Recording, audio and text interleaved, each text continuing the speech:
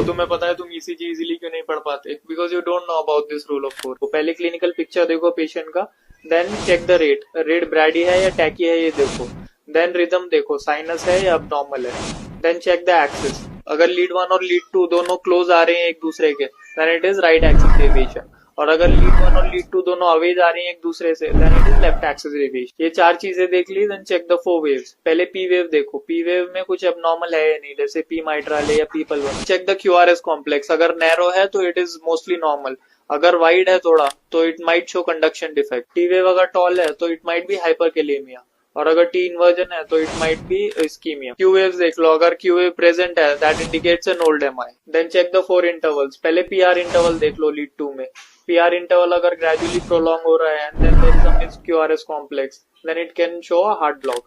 और अगर PR interval बहुत नैरो है then it can show डब्ल्यूपीडब्ल्यू syndrome. QRS complex तो पता है, अगर वाइड है तो it can show conduction defect. Conduction defect मतलब हार्ट के इलेक्ट्रिकल पाथवे में कुछ एबनॉर्मलिटी। लास्ट एसटी सेगमेंट देख लो, इसमें एसटी एलिवेशन और एसटी डिप्रेशन हमें देखना है। अगर एसटी एलिवेशन है तो इट इज एन एमआई, और अगर एसटी डिप्रेशन है तो इट कैन डिनोट इस्कीमिया। इस रूल ऑफ 4 से हमने मोस्ट ऑफ द चीजें कवर कर ली। We have seen all the things like rate, rhythm, axis, all the waves like P wave, QRS complex and all the intervals also। भी important abnormality होगी ECG में, वो इसमें कवर हो जाएगी। अब जाओ फाड़ दो ECG।